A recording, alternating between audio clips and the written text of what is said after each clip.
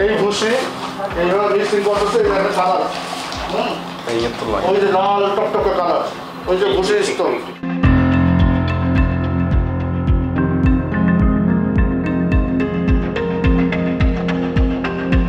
Sir কুড়ো দিয়ে মিশাইছে আর কি sir, মুরগিটা আর কি মুরগি খাই যেটা। এগুলো যে ক্ষতি হয় সেটা আমি জানি স্যার। আমি তো ভুল কম করতে স্যার, এটা তো আমি করতেছি না স্যার, আমি চাকরি করতেছি। সামনে পবিত্র ঈদুল আজহা তথা কুরবানি। মুসলমানের পরিবারত এখন খুশির আমেজ। কুরবানির প্রতিয়ান পরিবারত গরু মহিষ ছাগলের গোস্ত রান্নাত অধিক পরিমাণ ব্যবহার হইব মশলা। আর এই সুযোগের হাজত লাগিয়ে কিছু অসাধু ব্যবসায়ী গাছের গুড়ি গরুর বুসি লগে রং মিশিয়ে তৈরি করে মরিচের গুড়ি হলুদের গুড়ি। ইলেকট্রন ভয়ঙ্কর কারখানার সন্ধান পাই চট্টগ্রাম নগরী কাতনগঞ্জ সেবাগলিত। অভিযানত গেলে তালা দেওয়া অবস্থাত পাওয়া যায় 2 প্রতিষ্ঠান, হাতে নাতে পাওয়া যায় 1 প্রতিষ্ঠান। আমি এখানে রাষ্ট্র স্যার, আমি করতে চাকরি এখানে।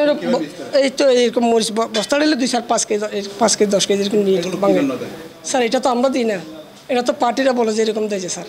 আমরা তো আমাদেরকে স্যার আমাদের অনুমতি যেরকম আসে আমরা এরকম করি যে আমাদের নিজস্ব কোনো কিছু। আপনি এই মরিচের গুঁড়োকে আপনি নিজের বাসায় খান না স্যার? হ্যাঁ, খাবেন কিনা সেটা আমি না, কেমনে খাবো স্যার? স্যার এটা আমি মাপ চাচ্ছি, আমি আর চাকরি এই জীবন কুড়ো দিচ্ছে জন্য স্যার। গরু খাই স্যার। আজিয়ে বুধবার 5 জুন দুপুরে খাতনগঞ্জ সেবাগলিত এই অভিযান চালায়। এইসব কারখানাগুন শিলগালাগড়িতে নিরাপদ খাদ্য অধিদপ্তর নির্বাহী ম্যাজিস্ট্রেট মোহাম্মদ আব্দুস সুবহান। আমাদের একটা তথ্য ছিল মরিচের যে কারখানাটা, মরিচ হলুদ এই টাইপের কারখানা। আসলে আমরা ভিতরে গিয়ে কাউকে তো পাইনি, দরজাটা আমাদের উপস্থিতি টের পেয়ে তারা বন্ধ করে পালিয়েছে। তা আমরা ইতিমধ্যে দরজাটা ওপেন করে দেখি যে ভিতরে এই যে কাঠের গুঁড়া অর্থাৎ সমিলের যে গুঁড়াটা ওইটা আমাদের আপাতত দৃষ্টিতে মনে হয়েছে, এবং কিছু কাপড়ের রং লাল রং আর এইগুলো মিক্সিং করে তারা মরিচ গুঁড়া হলুদ এইগুলি করে মার্কেটিং করছে। আমরা কাউকে খুঁজে পাই না, কেউ বলতেও পারছে না। একজনের কাছে আমি জানতে পেরেছি যে এটা হলে আলম, সে পলাতক। তো সিলগালা করে যাচ্ছি এখন, তারপরে আমাদের পরবর্তী স্টেপ আমরা নেব। অভিযানত আরো উপস্থিত আছিল নিরাপদ খাদ্য কর্মকর্তা মোহাম্মদ বশির আহমদ ও মহানগর পুলিশের উগ্র টিম। এটা পার্মানেন্ট বন্ধ করে দেওয়া দরকার 1 নম্বরে।